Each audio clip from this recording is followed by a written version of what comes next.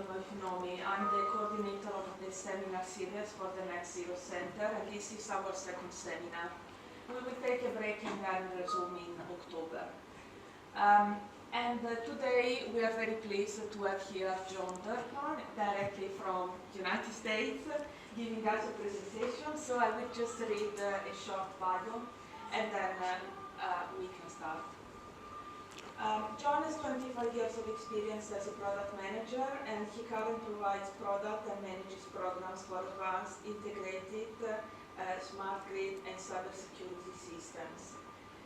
He's responsible for driving smart grid vision and strategy and ensuring product success in the marketplace. He has been with Resource Innovation Nexan since 2015, and previously he was with Schneider Electric for 13 years, James Seawall Company for 3 years, and the US Army for 8 years. He is a registered professional engineer and senior member of the Arctic Power and Energy Society, inventor and entrepreneur. He has served as adjunct professor at Northwestern University and has given over 75 seminars and presentations at utility conferences. So now the floor is yours, and thank you, John. Yeah, very good, thank you. Thank you all for attending. Yes, I live in Orlando. If you ever want to come and visit, come on over. I'm doing a lot of work with UK Power Networks, so I'm here in the pre-COVID anyway, often, and now starting to come back up again, so we'll be in the area. Okay, so resource innovations. So I'll start with a little bit about our company, and then get into detail about our software and what we're doing here in the United Kingdom. Okay, so we're a combination of software and services. Nexan was founded in 2000, and I came up through there. We merged with Resource Innovation in 2016.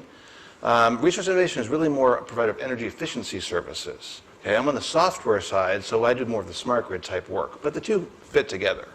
We have a company called Techniart, which provides devices directly to end customers.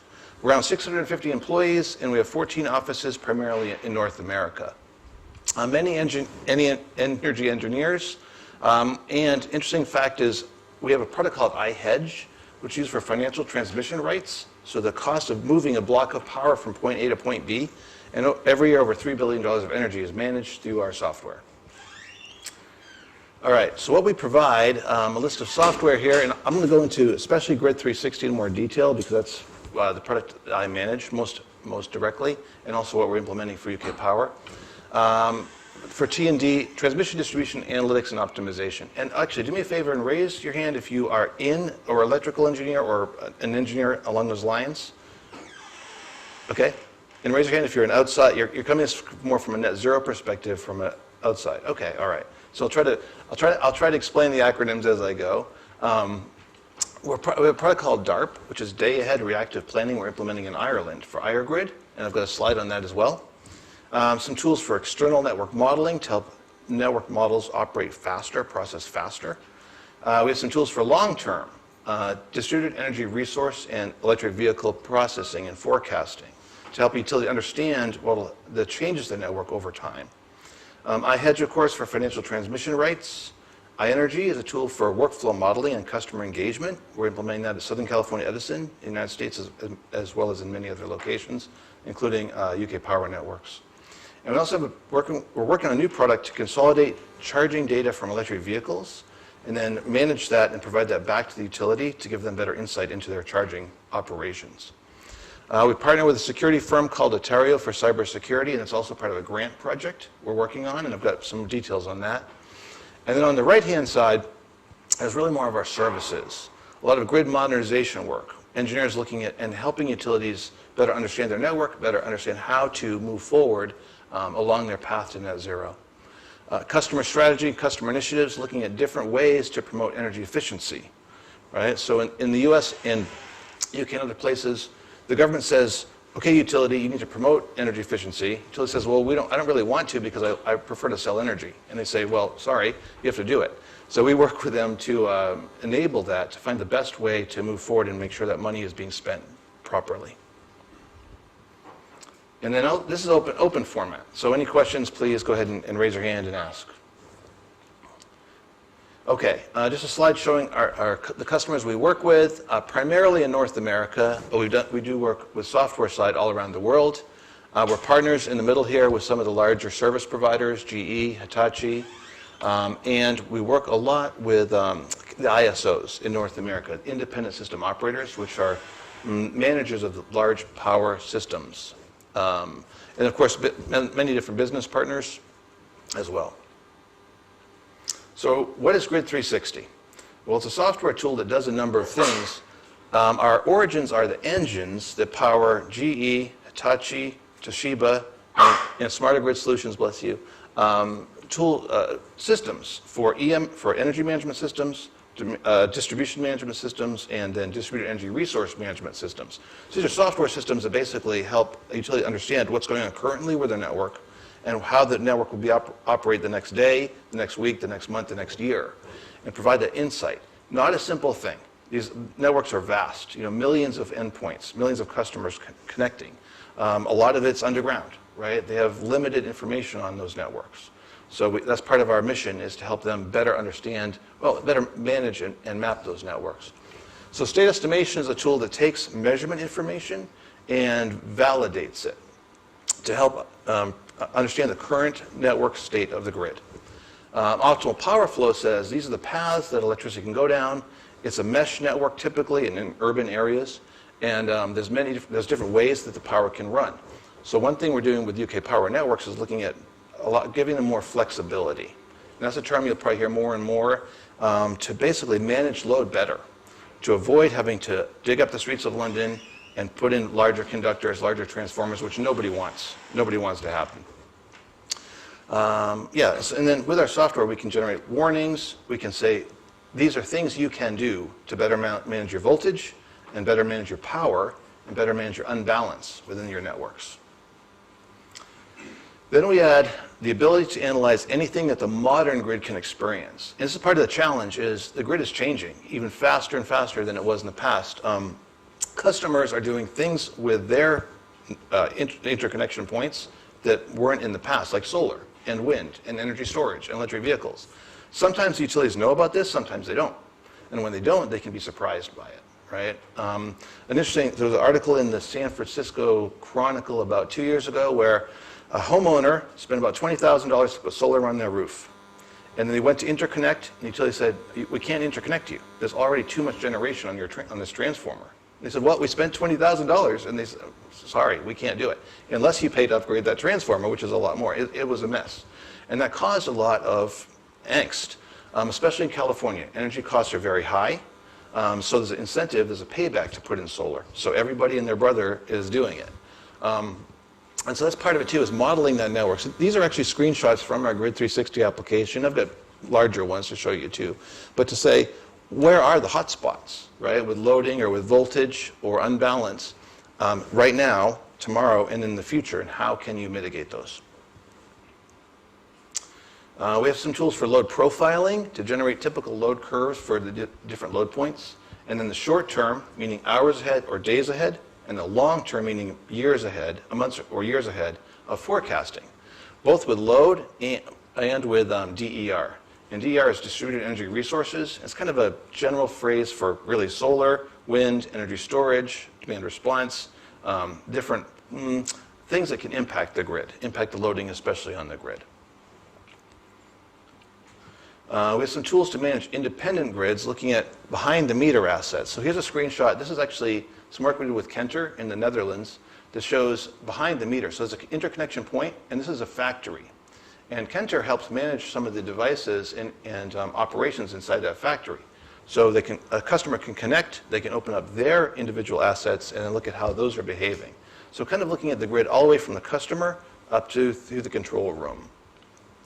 Looking at reliability, coordination, market operations, how multiple interconnected grids operate. And then last but not least, security, data quality, and reliability.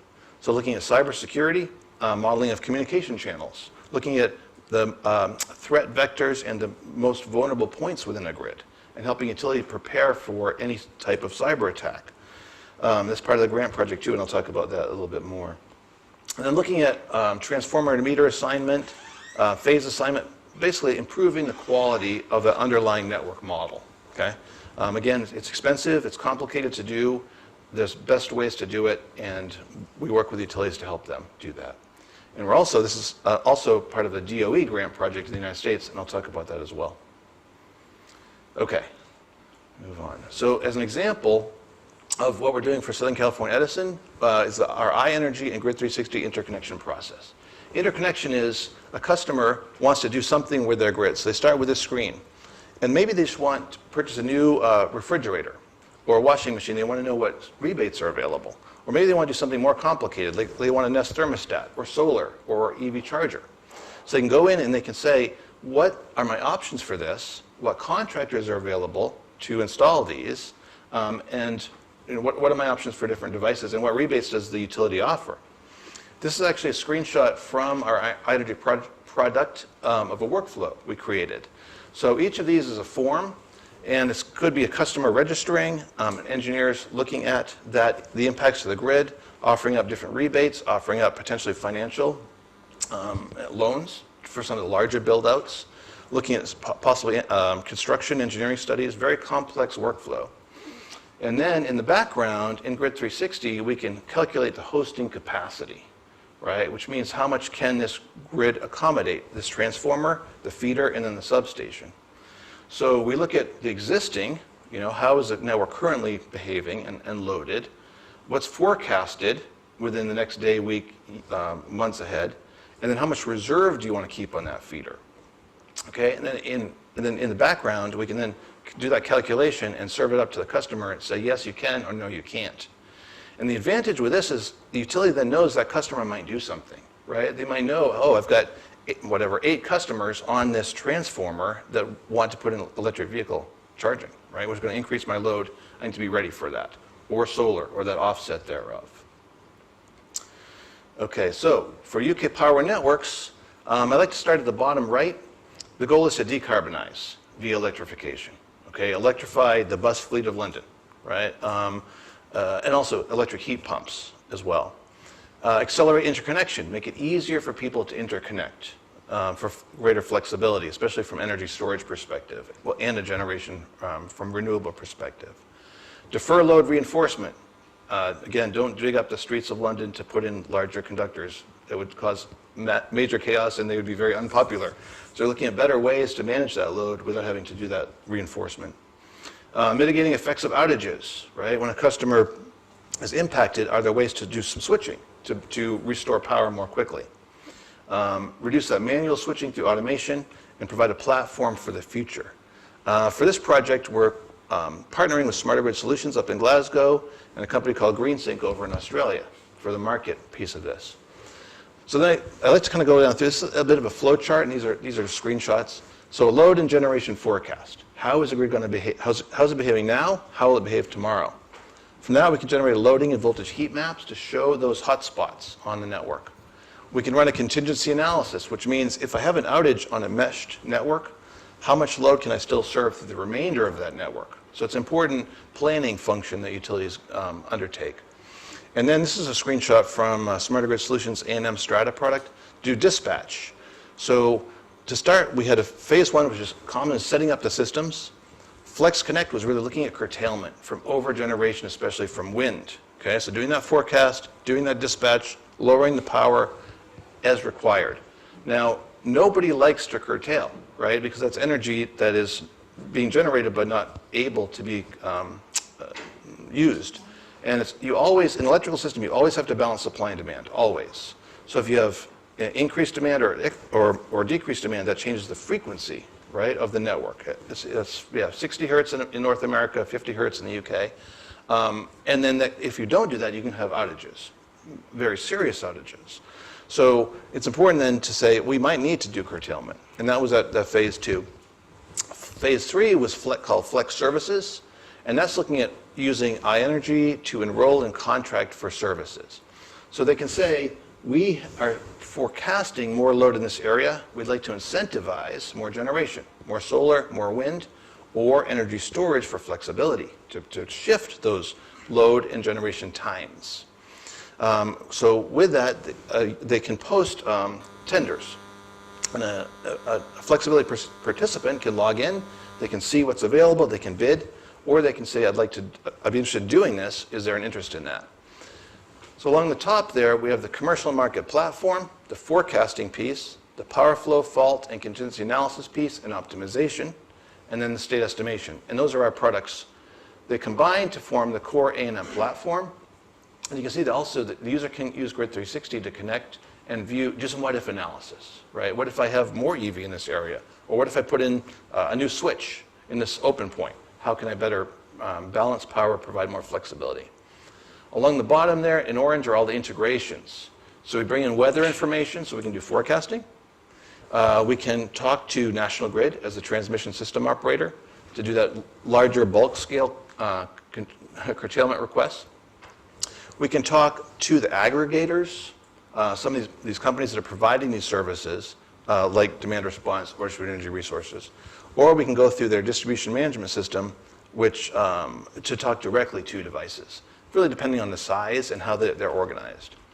They have a product for data historian to capture that historical information for kind of playback and then analysis. They use SAP for financials, and then we take data from various systems, bring it together to build a network model, so then we can then process that application. And I'm here this week because we're finishing up the last phase of it, which is an off-gem funded grant project called Active Response. And that project is putting in devices in normally open points, either soft open points in a low voltage network or soft power bridges in the medium voltage or high voltage networks. And those will allow us to pass a certain amount of active or reactive power at a normally open point.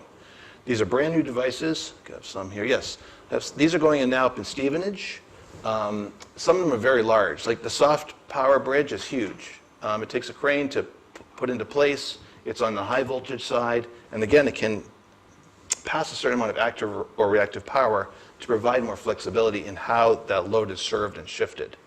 Some of them are much smaller. These fit in the link boxes or the ground manholes, handholds. Some are automated circuit breakers and substations, and some are pad mounted like the soft open points. With this, we're working with Turbo Power Systems, Ash Wireless, and EA, which I forget what the acronym is, technology. The benefits, of course, are maximize that utilization, moving that load. So an example here, this is over 24 hours, and the red is feeder A, and the B is a neighboring feeder B. So these are like, feeders to different homes or commercial centers or loads. You can see there's a spike, right, with feeder A, and they want to reduce that. So by operating these open points or these power electronic devices, they can move that power from A to B and better balance that load, avoid those peaks. Okay? A lot of projected financial benefits across Great Britain, over $70 million in direct financial benefits, primarily through not having to reinforce that system. A lot, as it relates to net zero, over 40,000 tons of carbon dioxide saved directly by this across Great Britain. So big incentive to do this work. In Grid 360, we can analyze these devices. This shows 5 different devices, and this is kind of a test scenario, so we've created some fairly serious hotspots with increased loading. But again, how can we change the dispatch to these devices to better provide flexibility and reduce some of these overloads?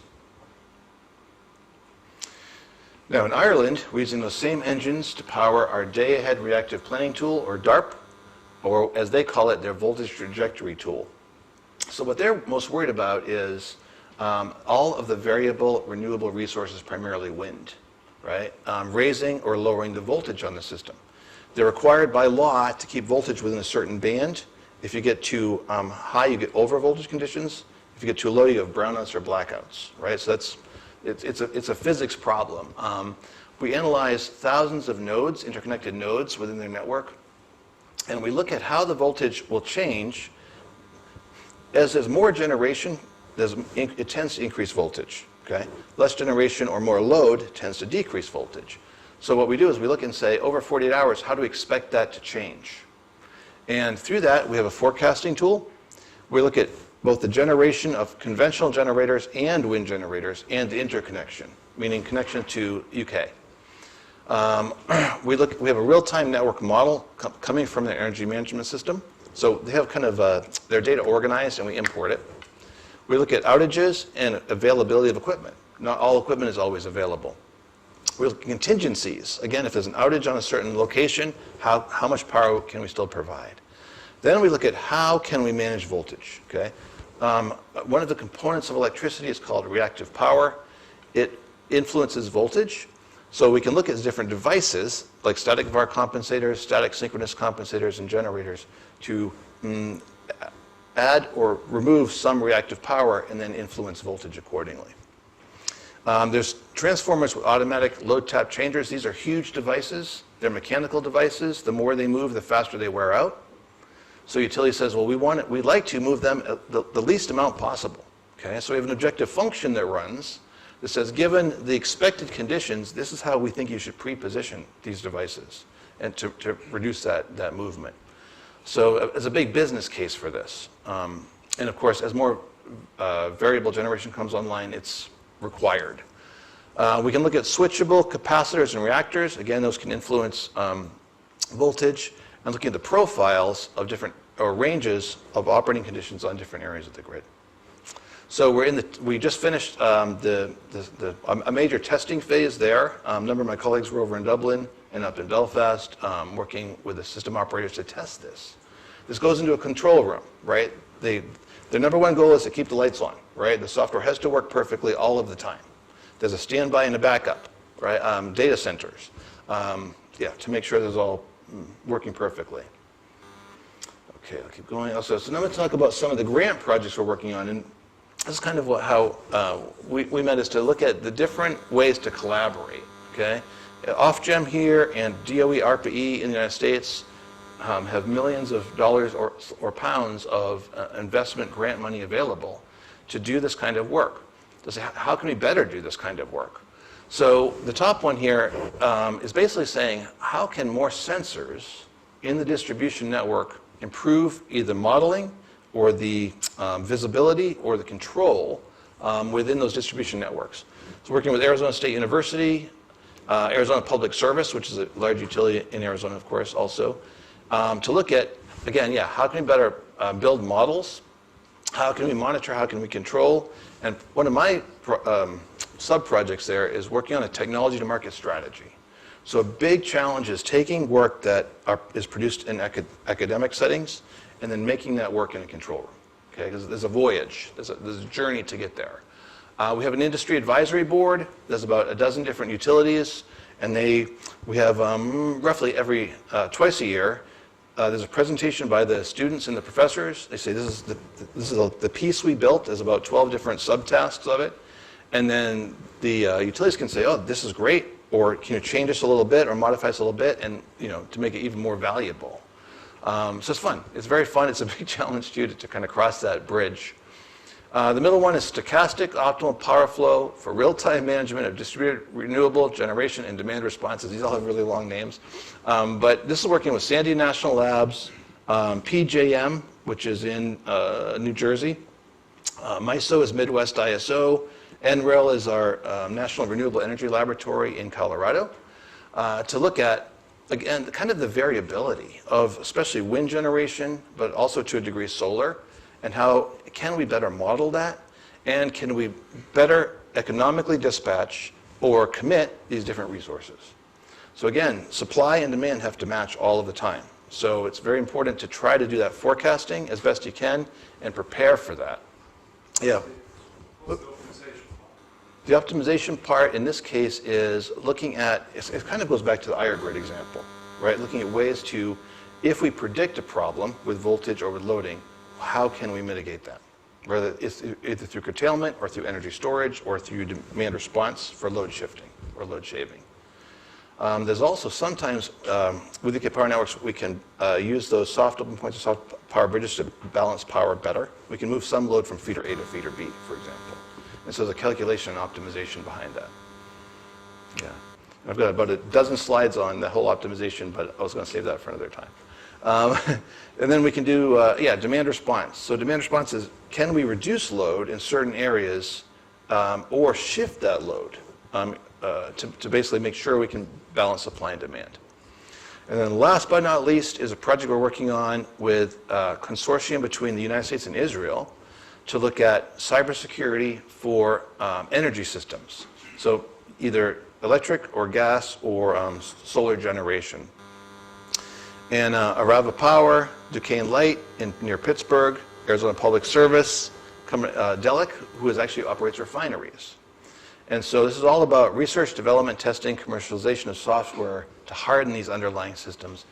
Hackers are trying to break in all of the time to these, either for ransomware purposes or bragging rights or whatever it is. And the better we can do to not only block these attacks, but if an attack gets through, to recover from these attacks, the better off we're going to be. So that's a big part of this project. And with that, I've got a whole bunch of details behind there, but I kind of wanted to leave it open for questions and answers. And this QR is my business card. If you scan it and then just hit save, that'll bring it into your contacts. And about half an hour into it, and I have lots of details. Oh, go ahead. Yes? Thank you. Thank you very much for this great presentation.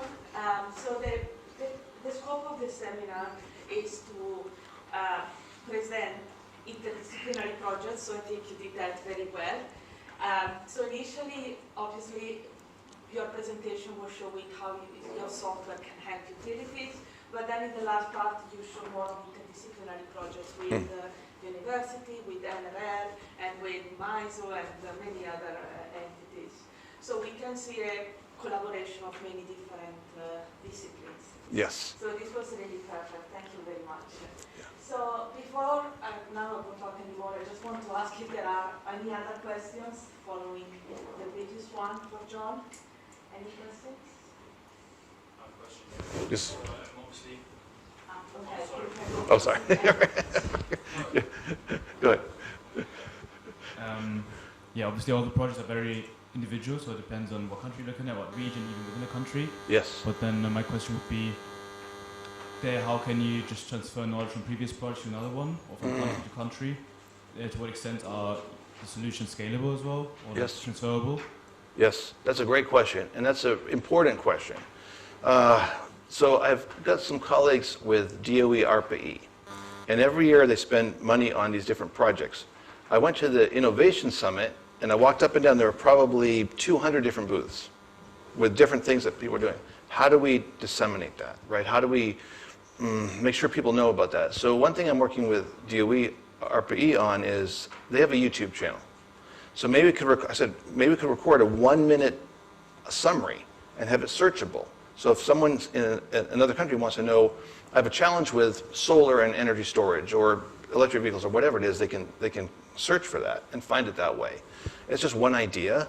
But that's a great question. And then the scalability piece is really saying, okay, we built some software to do something. Okay, how do we make sure that works for a utility that has 1 million customers?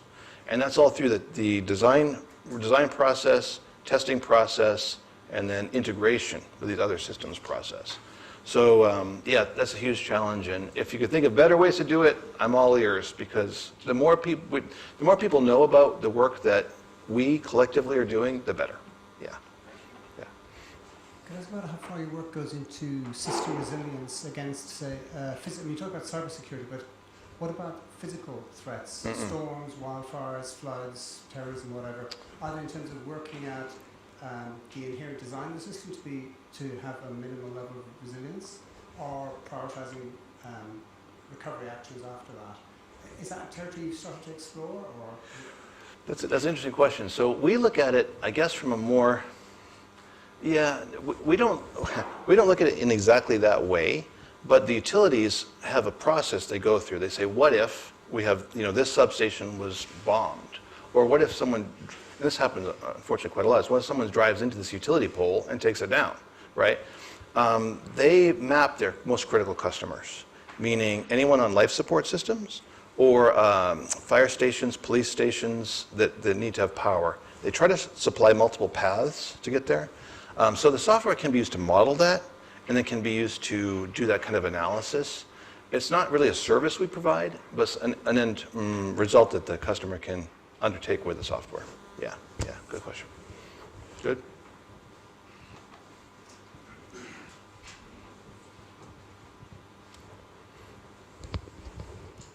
Thank you. Dawn Bonfield. Yeah, just some interesting things that you were saying about customer relations and the fact that you gave that example of somebody who had the solar panels put on their roof and they couldn't then connect to the grid. Mm.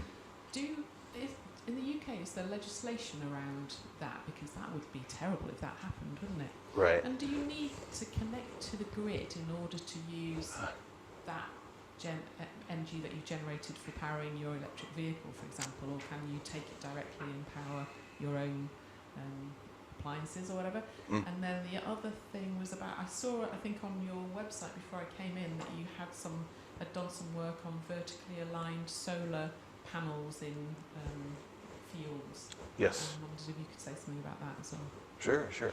So I can answer the legislation piece. I am not as familiar with, right? But I can research that.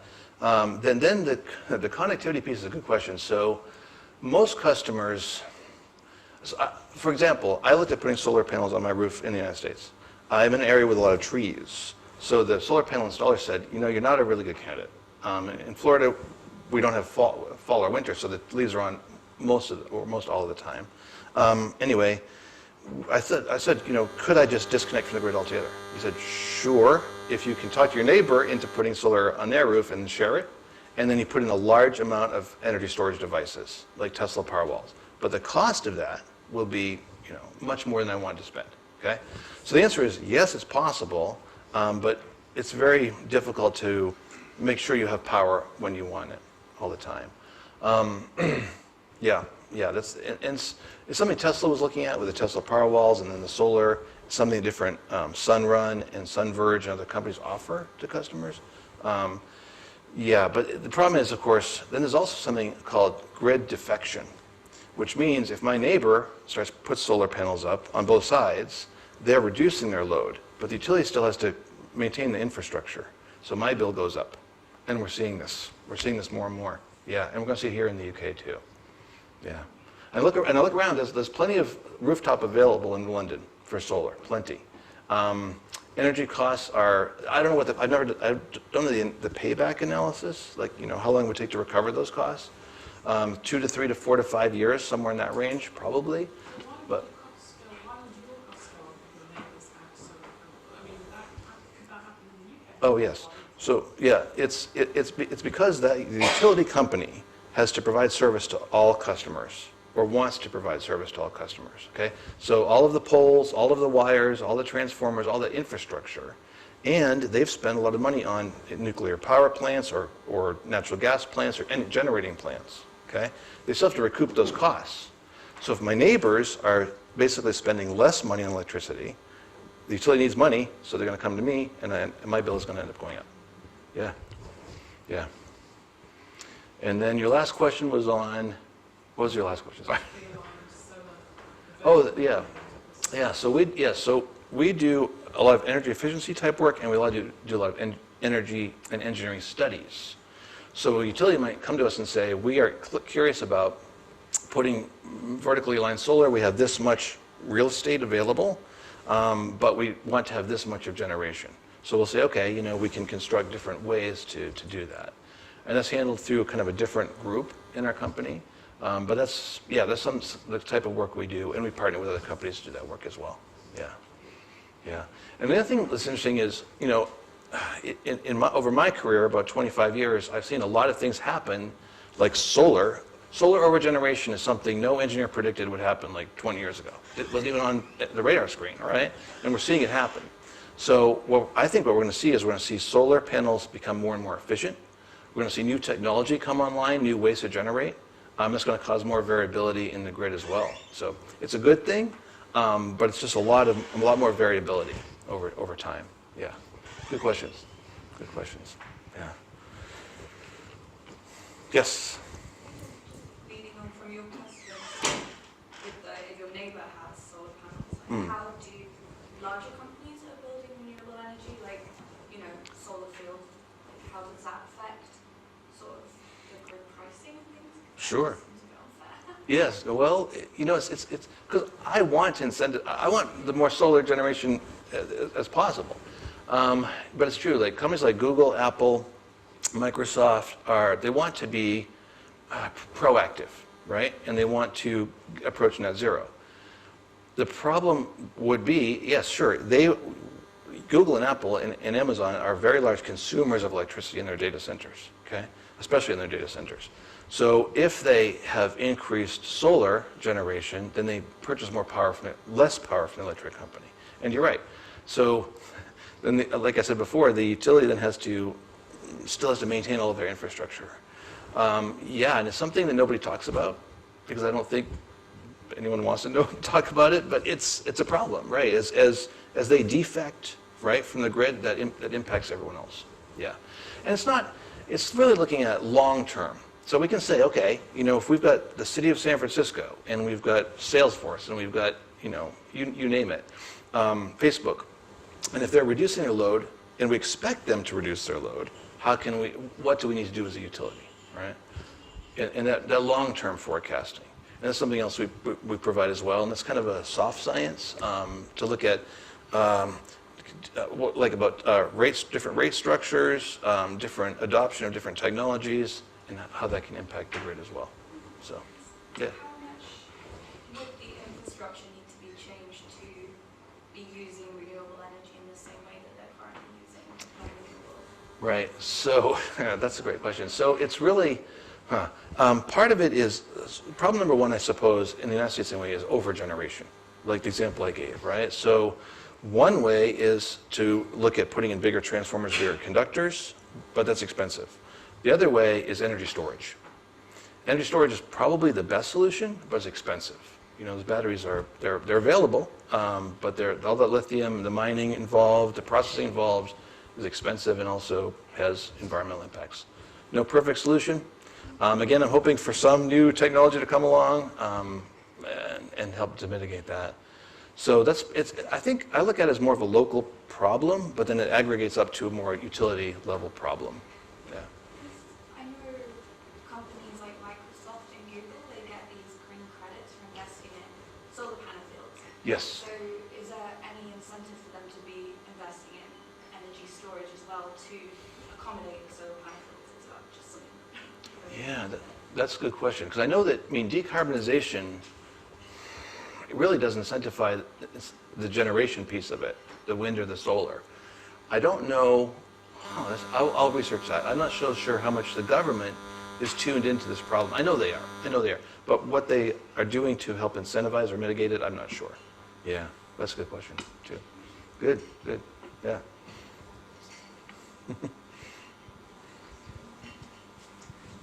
Just following up from that, you hear in some European countries of energy hitting sort of a negative price point on some very good days for solar over the summer. Yes. Are we seeing the emergence or potential for emergence of these sort of soak-up industries, which rather than putting electricity into storage can actually perform industrial processes with it in a way that's turn on and offable to take advantage of that? Or are those industries just not there? That's another great question. So, I would say it's hard to build around variability, right? And that's the number one problem. So could a factory come online that says, okay, I'm going to increase my manufacturing when costs decrease? Sure. But they'd have to run that business case, right? And it's hard to predict variability. Yeah, that's a great, I'm sure some industries would be more applicable than others. And I'm sure there's companies that are probably doing something like that, but I'd have to research that more. I went to there was a net zero conference. There's one coming up, I think, in a few months. There was a net zero conference last time I was here in May, and there were probably several hundred booths with different companies doing different things. So I'm sure someone's not thinking along those lines. It's just coordinating it and managing it and building it out. That's the challenge. Yeah.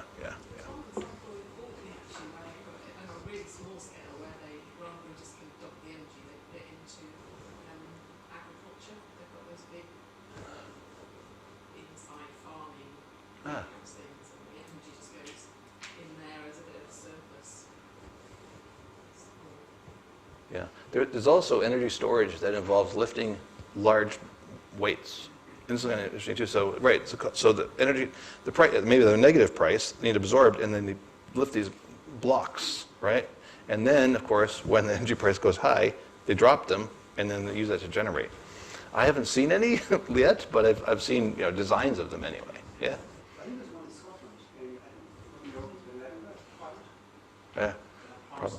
And pumped hydro is the largest energy storage mechanism in the world, right? So many different places, right? We pump water up, and then you discharge and then generate. Yeah, yeah.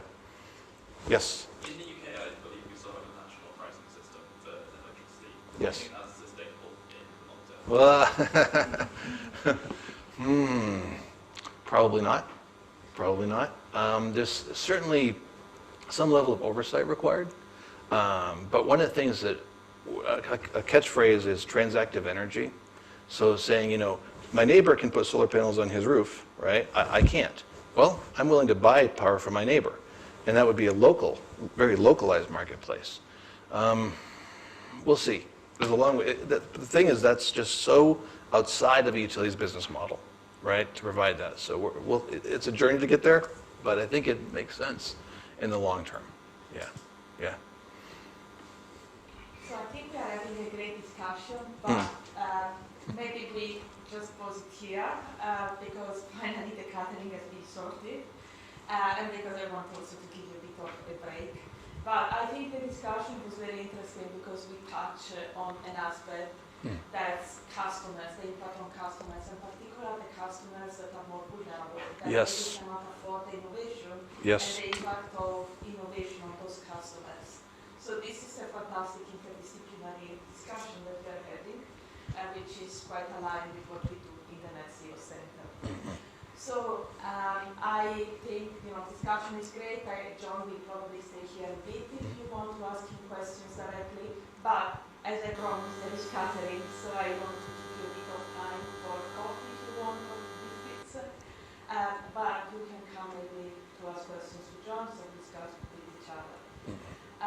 On Wednesday, there is another seminar that's not organized by us, but information has been circulated earlier. So if you want to attend that one, you should have it or ask for me if you need it.